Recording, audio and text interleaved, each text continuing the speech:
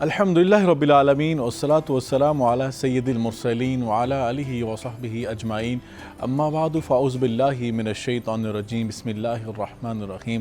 السلام علیکم ویورز، آپ دیکھ رہے ہیں پروگرام اسلام اور ایمان اور میں ہوں آپ کا ہوسٹ سید اسامہ بخاری۔ یقیناً ناظرین، ماہ ربیع الاول کا آغاز ہو چکا ہے اور سیرت سیریز کا بھی آغاز ہم کر چکے ہیں، اور پروگرام اسلام اور ایمان میں آپ سیرت النبی صلی اللہ علیہ وسلم سے متعلق موضوعات سن بھی رہے ہیں اور اسکالر سے آپ ان کی علمی اور فکری آراء سے مستفید بھی ہو رہے ہیں، اور یقیناً ہماری کوشش یہ ہے کہ آقا علیہ الصلوۃ والسلام کی سیرت کے مختلف پہلوؤں پر بات کی جائے، ہمارے لیے وہاں پہ جو اسباق موجود ہیں ان کو سیکھا جائے اور اس پر عمل کی توفیق مانگی جائے، اللہ تعالیٰ سے دعا کی جائے کہ اللہ تعالیٰ ہمارا رشتہ جو ہے سیرت النبی صلی اللہ علیہ وسلم کے ساتھ مضبوط کر دے، کیونکہ دونوں جہانوں میں کامیابی اللہ کے رسول صلی اللہ علیہ وسلم کی اطاعت اور اتباع اور پیروی میں ہے۔ انشاءاللہ کوشش کریں گے کہ آج کے پروگرام میں بھی سیکھیں۔ آج کے پروگرام کا جو عنوان ہے وہ بڑا اہمیت کا حامل ہے اور بڑا سلگتا ہوا موضوع ہے۔ یقیناً دین اسلام جو ہے یہ تو دین اعتدال ہے۔ اللہ رب العزت نے قرآن کریم میں بیان فرمایا وَكَذَلِكَ جَعَلْنَاكُمْ أُمَّةً وَسَطًا، ہم نے آپ کو امت وسط مسلمانوں کو درمیانی اعتدال والی امت بنا کر بھیجا۔ اسلام میں افراط و تفرید کی اور انتہا پسندی کی کوئی گنجائش موجود نہیں ہے۔ یقیناً زندگی کے کسی پہلو پر بات کی جائے، دین اسلام نے ہمیشہ اعتدال کا راستہ سکھایا ہے، اور نبی کریم صلی اللہ علیہ وسلم کی ذات پاک کی بات کی جائے، سیرت طیبہ کی بات کی جائے، ہمیشہ اعتدال کا میسیج ہمیں سیرت کے چیپٹر سے ملتا ہے۔ سیرت کو اگر پڑھتے ہیں تو سیرت اسوہ حسنہ کامل نمونہ ہے۔ ہم نے آج کی زندگی میں اگر ہم دیکھتے ہیں، اپنے معاشرے پر نظر دوڑاتے ہیں، تو ہمیں زندگی کے مختلف پہلوؤں پر دونوں طرف لوگ بکھرے ہوئے نظر آئیں گے، افراد و تفرید کا شکار نظر آئیں گے، انتہا پہ نظر آئیں گے۔ دونوں طرف ہم دیکھتے ہیں، لمٹ کی طرف بات کی جائے، بالکل بارڈر لائن کی بات کی جائے، دونوں طرف انتہاؤں پہ لوگ کھڑے ہیں، اور اس کی وجہ سے معاشرہ جو ہے وہ انتشار کا، خلفشار کا شکار ہے۔ اگر معاشرہ جو ہے پرامن ہو، مستحکم ہو اور اس کے اندر اطمینان ہو، تو اس کی بنیادی شرط یہ ہے کہ وہاں پہ اعتدال ہو، میانہ روی ہو، زندگی کے ہر معاملے میں میانہ روی استعمال کی جائے۔ اور اگر بات کی جائے، اگر ہم مذہبی طور پر دیکھیں، ہم مذہبی طور پر بھی ان معاملات کے شکار ہو چکے ہیں کہ ہم مذہبی طور پر بھی انتہا پسندی، فکری طور پر دیکھیں انتہا پسندی، سیاسی طور پر دیکھیں انتہا پسندی، زندگی کے معاملات میں دیکھ لیں، ہم انتہاؤں پہ کھڑے ہیں، افراد و تفرید کا شکار ہیں۔ اس کا حل موجود ہے۔ حل اگر دیکھنا چاہتے ہیں تو سیرت طیبہ کے اندر اور قرآن کریم میں آپ کو اس کا حل ملے گا، اور ہمیں آج اس کا حل بتانے کے لیے جو مہمان شخصیات ہمارے ساتھ موجود ہیں، اعزاز کی بات ہے ہمارے لیے، شرف کی بات ہے کہ ہمارے ساتھ جئی شخصیات عالم اسلام کی آج موجود ہیں اور استاد الاساتذہ ہیں، دونوں کے خود نہیں بلکہ دونوں کے شاگرد پوری دنیا کے اندر علم کے فیض سے لوگوں کو منور فرما رہے ہیں۔ ہمارے ساتھ جو پہلی شخصیت موجود ہیں، انتہائی واجب الاحترام بزرگ مہمان شخصیت پروفیسر ڈاکٹر محمد سعد صدیقی صاحب۔ ڈاکٹر صاحب آپ کا بہت شکریہ، آپ نے اپنا قیمتی وقت ہمیں عنایت فرمایا۔ ان کے ساتھ استاد محترم پروفیسر ڈاکٹر سعید احمد سعیدی صاحب۔ ڈاکٹر صاحب آپ کا بھی بہت شکریہ، آپ نے ہمیں وقت دیا، اور دونوں شخصیات انتہائی خوبصورت علمی اور فکری گفتگو فرماتے ہیں اور ایسے ایسے موضوعات پر ایسے ایسے نکات ہمیں دے جاتے ہیں۔ یقیناً اگر ہم ان پہ بکس لکھنا چاہیں، وہ بکس لکھی جا سکتی ہیں، کئی اس کی جلدیں بن سکتی ہیں، کئی والیوم بن سکتے ہیں۔ ڈاکٹر صاحب کی طرف آتے ہیں اور آپ کو ایک اور بھی بات بتاتا جاؤں کہ آج کے پروگرام کے اختتام جو ہے ہم نعت رسول مقبول صلی اللہ علیہ وسلم کے اوپر کریں گے، اور نعت کے لیے ہمارے ساتھ جو آج مہمان شخصیت موجود ہیں، انتہائی خوبصورت اللہ تعالیٰ نے ان کو آواز دی ہے اور اللہ تعالیٰ نے ان کا چناؤ کیا ہے۔ میں سمجھتا ہوں خوش نصیب ہیں کہ یہ جس طرف گئے وہاں سے، اس انتہا سے اس انتہا تک جو خوبصورت انتہا ہے، یعنی کہ نبی پاک صلی اللہ علیہ وسلم کی نعت کی طرف آئے۔ ایک لمبا سفر ان کی زندگی کا، انہوں نے اپنی زندگی کا مقصد یہ بنا لیا کہ اللہ نے خوبصورت آواز دی ہے تو کسی اور راستے پر چلنے کی بجائے نعت رسول مقبول صلی اللہ علیہ وسلم اسے پڑھی جائے۔ میں سمجھتا ہوں ان کے لیے سعادت و اعزاز کی بات ہے۔ ہمارے ساتھ نبی اکرم صاحب موجود ہوں گے، ہمیں نعت سنائیں گے۔ ڈاکٹر صاحب کی طرف جاتے ہیں۔ ڈاکٹر صاحب، انتہا پسندی اور شدت پسندی، اور اگر اسلام کو سامنے رکھا جائے تو اسلام نے شدت پسندی، انتہا پسندی کے حوالے سے کیا ہمیں میسیج دیا ہے؟ اس کا مفہوم کیا ہے شدت پسندی کا، انتہا پسندی کا، اور اسلام کیا رہنمائی کر رہا ہے؟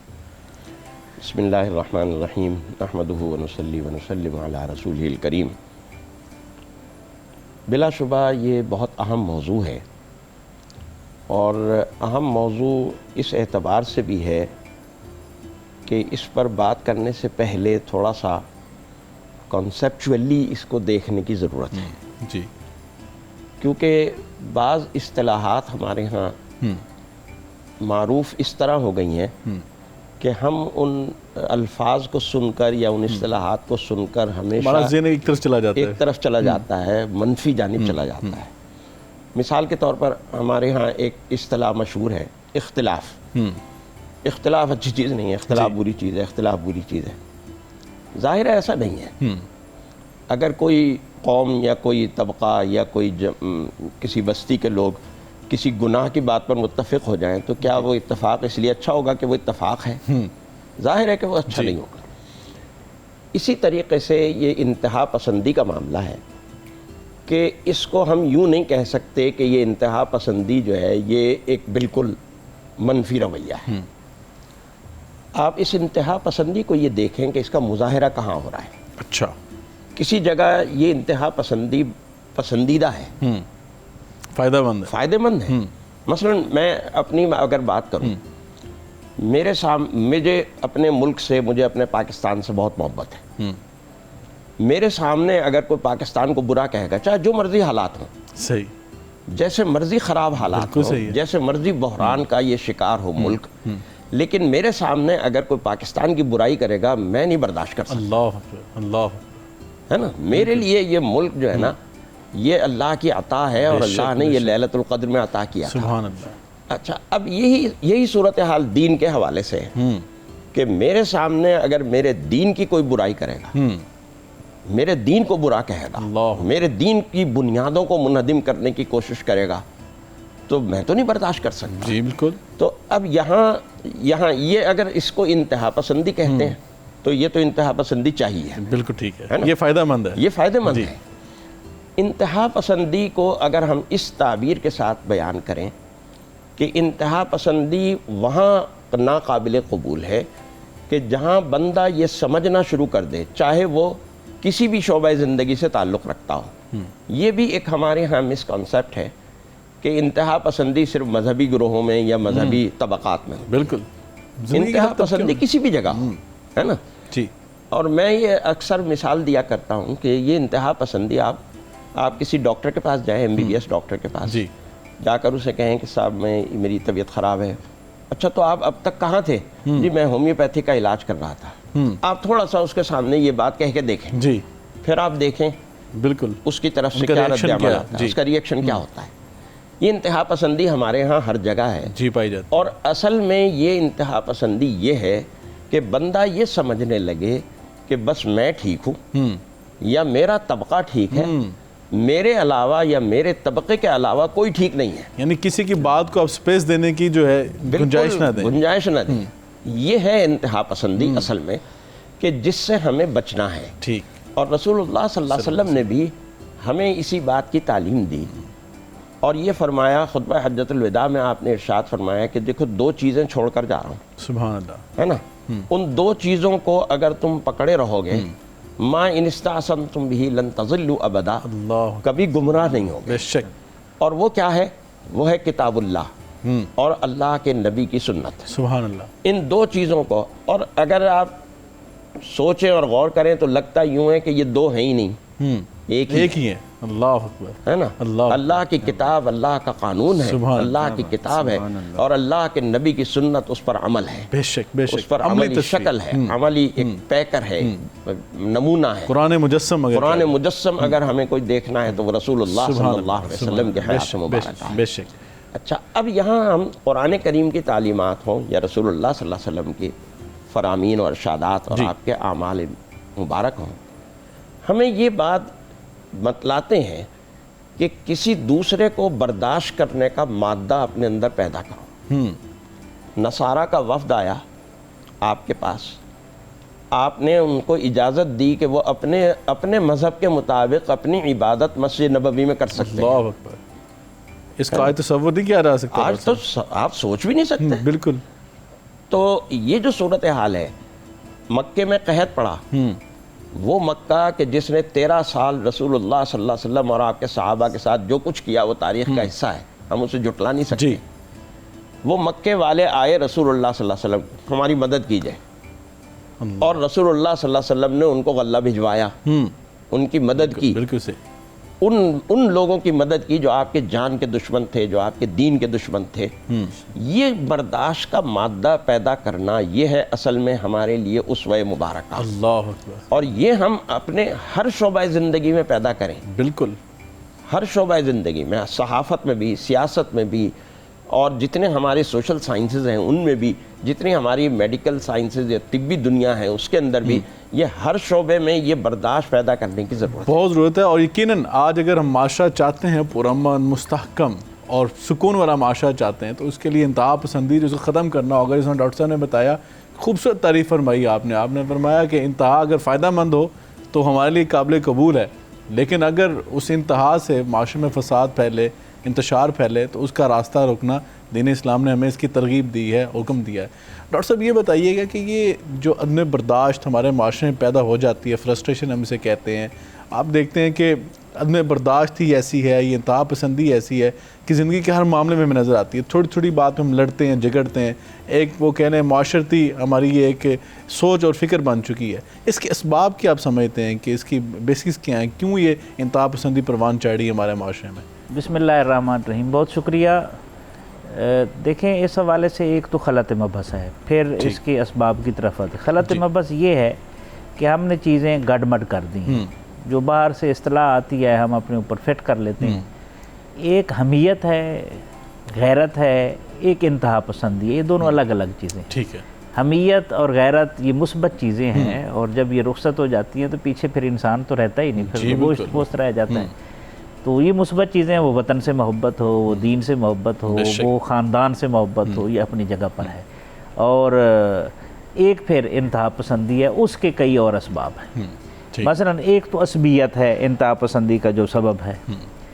دیکھیں، عصبیتیں بھی پازیٹیو ہیں، جو سر نے بات کی اس کے تناظر میں کہہ رہا ہوں۔ اب اپنے خاندان سے محبت کرنا یہ ایک عصبیت ہے، یہ کوئی نیگیٹو تو نہیں ہے۔ اپنے رشتہ داروں کا ہاتھ بٹانا، صحیح، اپنے علاقے سے محبت ہونا، اپنی زبان سے محبت ہونا، اپنے کلچر سے محبت ہونا، یعنی ہم نے خود ہی اس کا ایک معنی اور مفہوم جو ہے اس کو ازیوم کیا ہوا ہے، ازیوم کیا ہے۔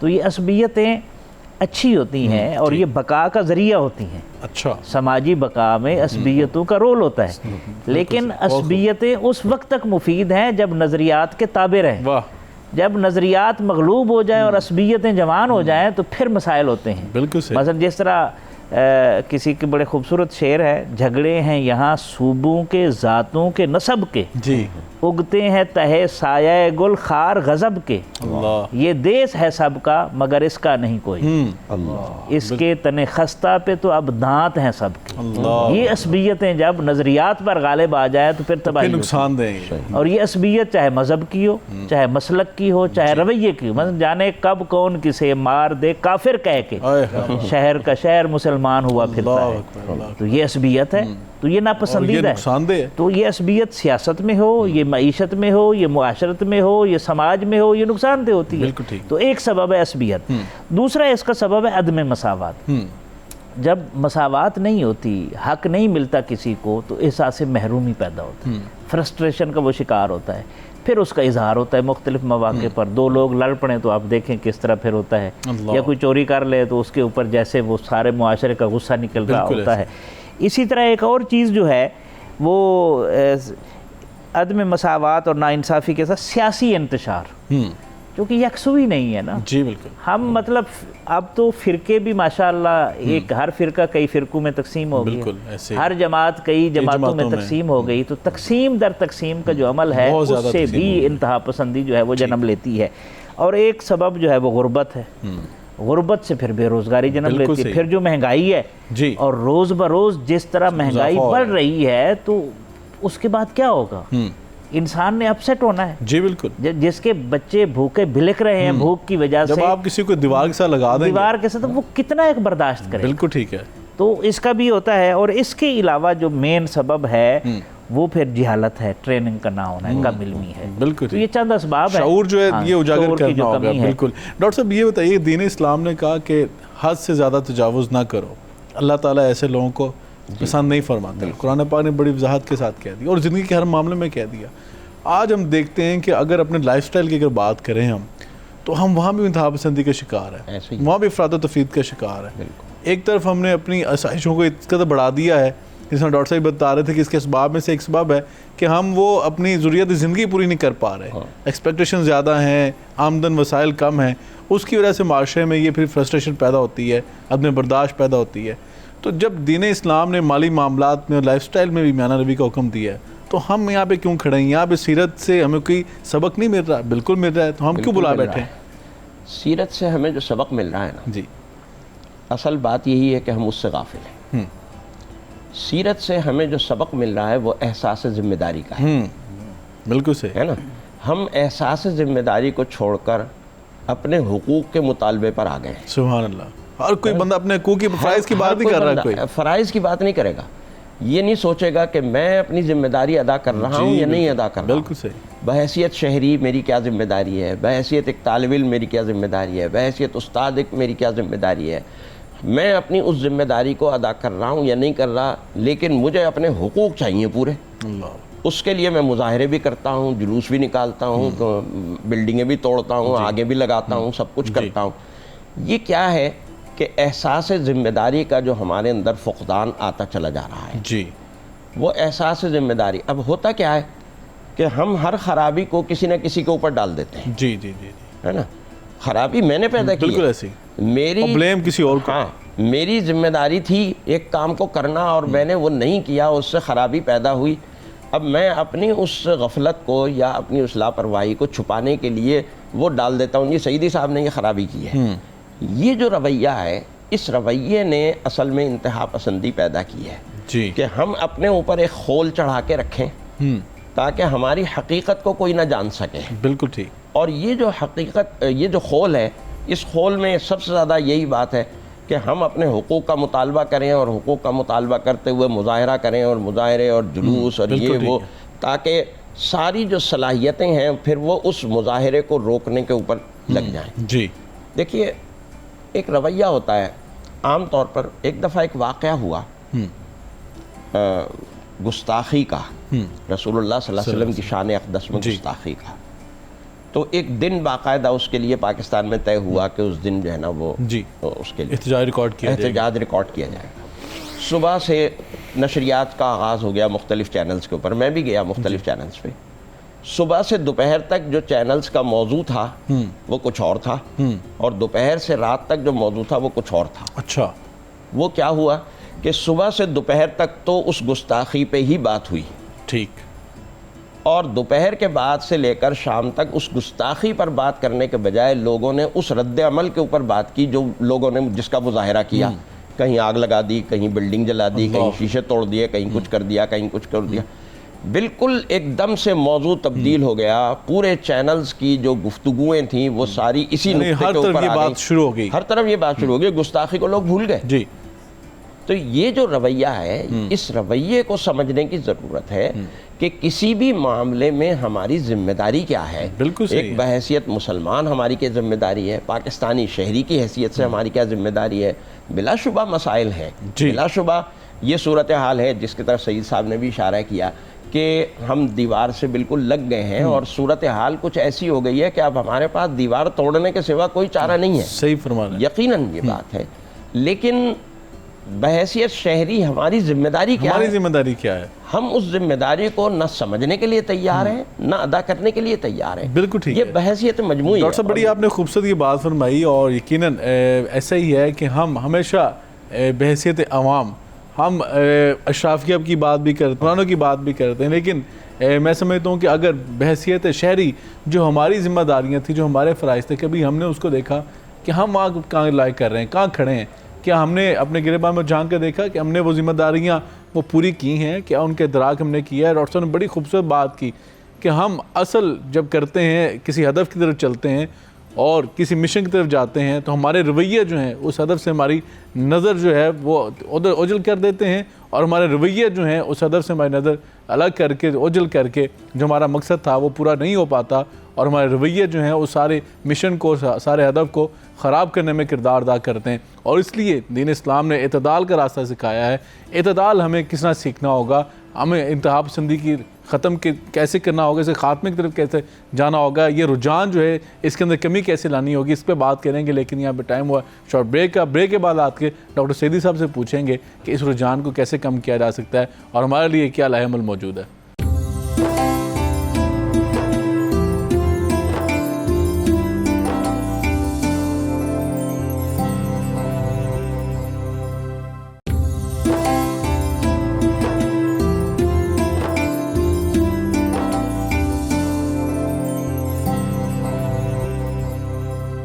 Welcome back viewer. پروگرام اسلام اور ایمان میں آپ کا ایک مرتبہ پھر خیر مقدم کرتے ہیں. ناظرین کرام، انتہا پسندی کسی بھی معاشرے کے لیے بعض اوقات ناسور بن جاتی ہے اور ہمارے رویے ایسی چیزیں جنم دے لیتے ہیں جو ہمارے معاشرے کے اندر بگاڑ کا، خلفشار کا، انتشار کا باعث بنتے ہیں. اور جب معاشرہ اس طرف چل پڑتا ہے، اس ڈگر پر چل پڑتا ہے، تو پھر اس معاشرے کو سنبھالنا، اس کے اندر امن کا اس معاشرے کو گہوارہ بنانا، وہاں پہ استحکام لانا مشکل ہو جاتا ہے. اور جہاں پر ہم کھڑے ہیں بحیثیت پاکستانی، آج ہمارے ملک کے اندر یہ بیماری پائی جاتی ہے. اور جس طرح ڈاکٹر صدیقی صاحب نے، ڈاکٹر سیدی صاحب نے فرمایا کہ اس کی بہت ساری جہات ہیں. مذہبی طور پہ بات کی جا سکتی ہے، سیاسی طور پہ بات کی جا سکتی ہے، اور اعتدال سے ہٹے ہوئے راستے پہ ہم اپنی لائف سٹائل کو بھی دیکھ سکتے ہیں.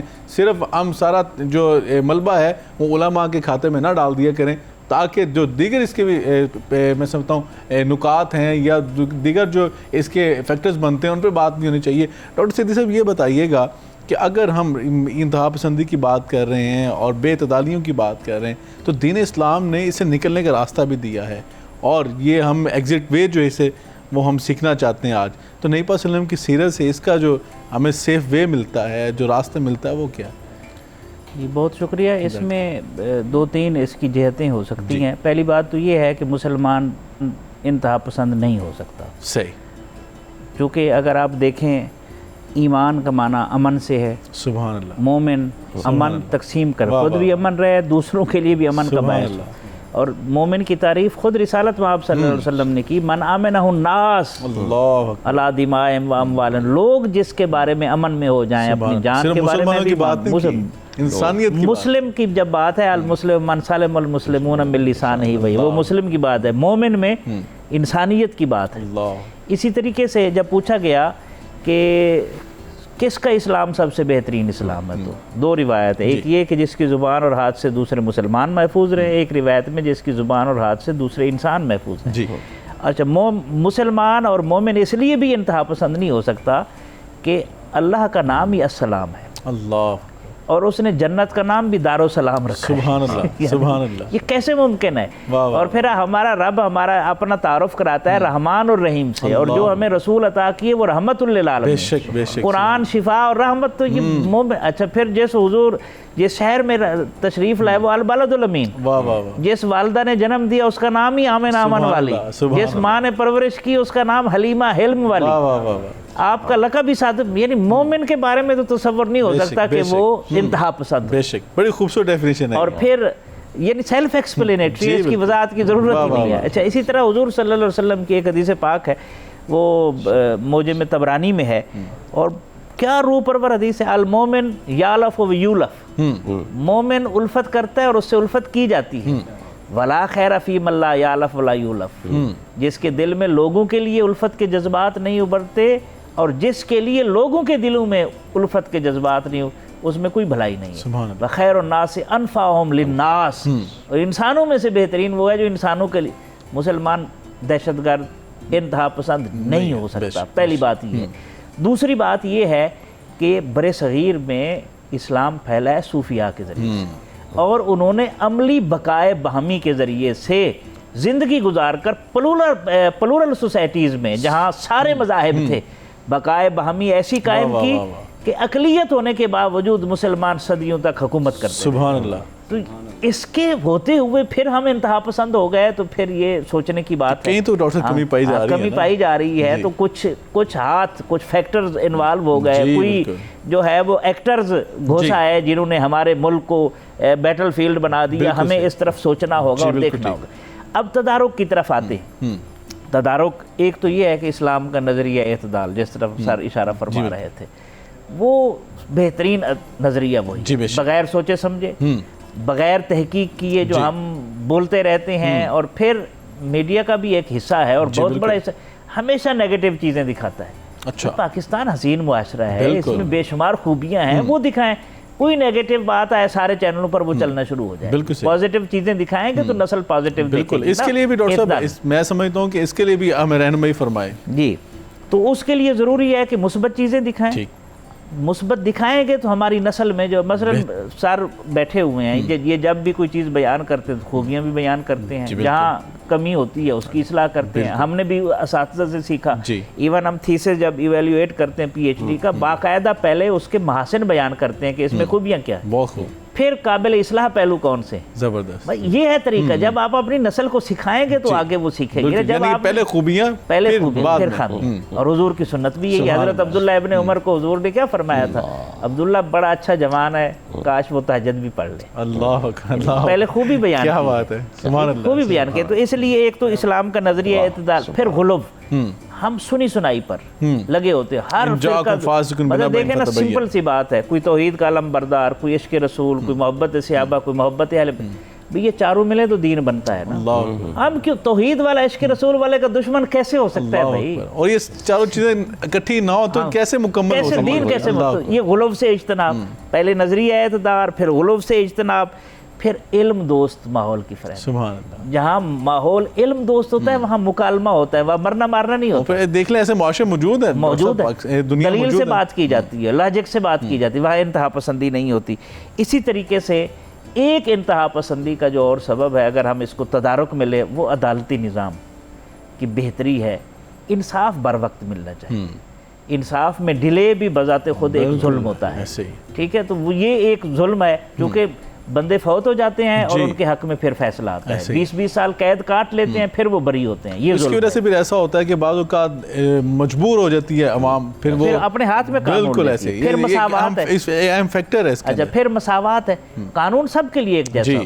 یہ نہ رولز آر فار فولز کہ ہمارے ہاں تو طاقتور قانون توڑتا ہے، بلکہ قانون کو روندتا ہے. توڑنا تو دور کی بات ہے، نشان عبرت بناتا ہے. عام آدمی قانون کو فالو کرے تو یہ ممکن ہی نہیں ہے. اور اس کا پھر اس کے بعد آخری جو ہے وہ معاشی استحکام. سبحان اللہ، کیونکہ قاد الفقر ان یکون کفرا. جب تک چھٹا رکن جو بابا صاحب نے کہا ہے نا، وہ ٹک ہے، روٹی ہے.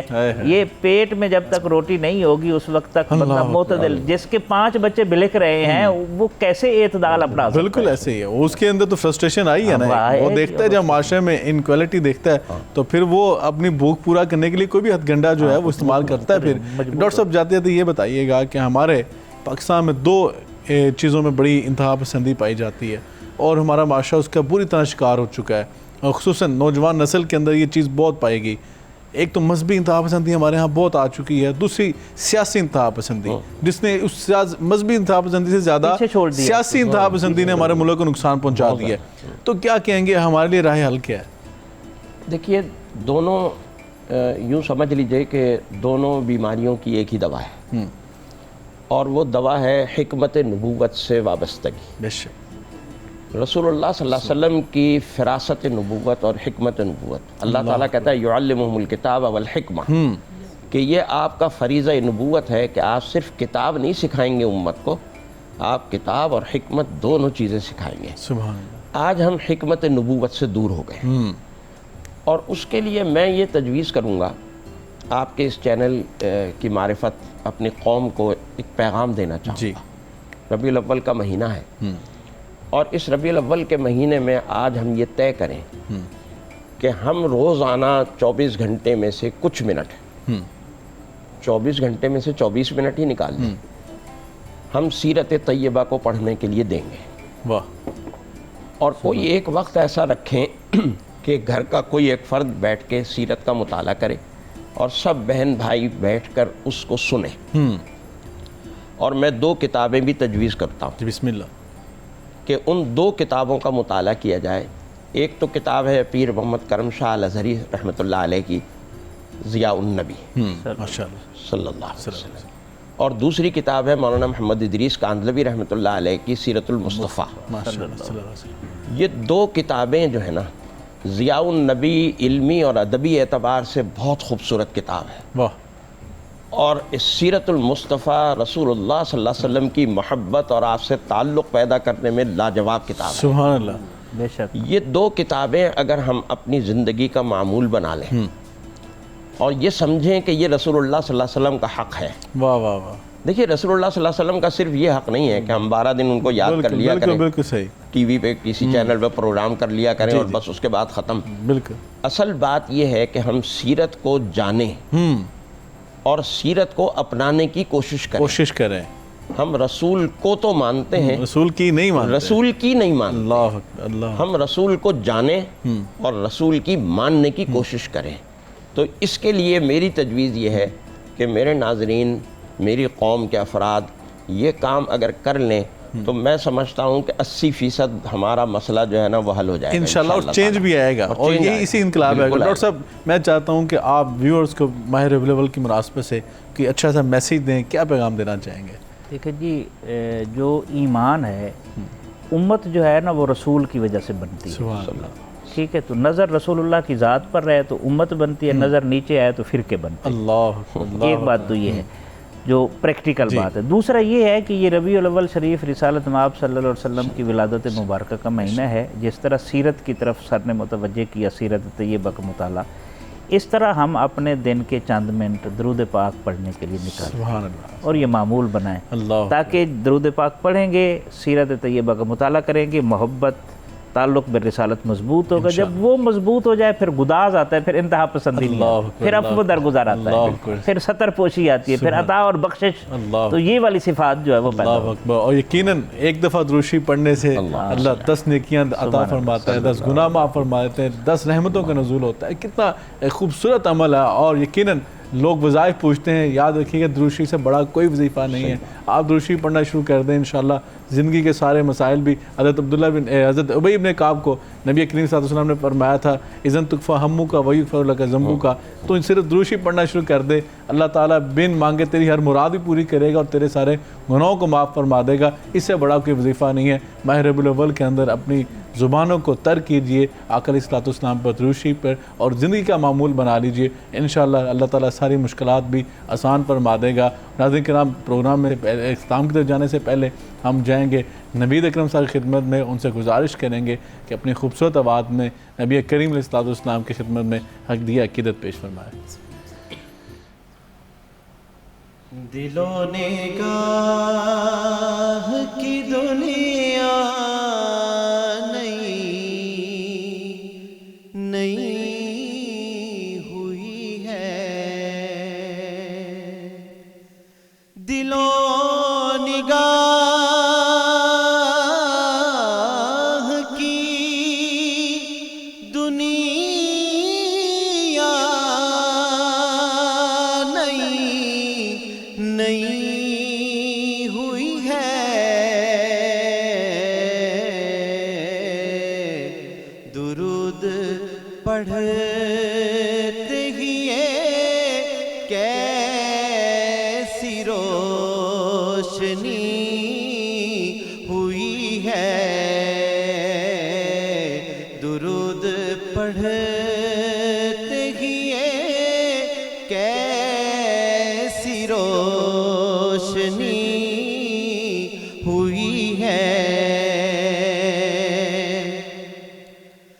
میں بس یوں ہی تو نہیں آ گیا ہوں محفل میں، میں بس یوں ہی تو نہیں آ گیا ہوں محفل میں،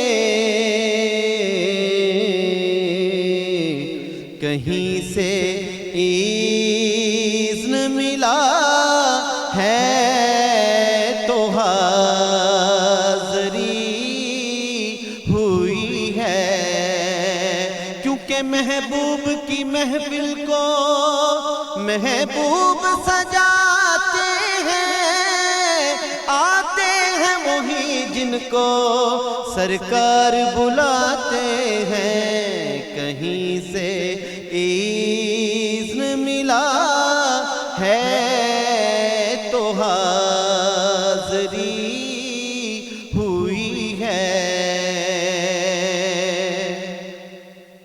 یہ سر اٹھائے جو میں جا رہا ہوں جانب خلد، یہ سر اٹھائے جو میں جا رہا ہوں جانب خلد، میرے لیے ہاں میرے لیے میرے آقا نے بات کی ہوئی ہے، میرے لیے میرے آقا نے بات کی ہوئی ہے، روک رضوان مظفر کو در جنت پر، یہ محمد کا ہے منظور نظر جانے دے، میرے لیے میرے آقا نے بات کی ہوئی ہے، میرے لیے میرے آقا نے بات کی ہوئی ہے، میرے لیے میرے آقا نے بات کی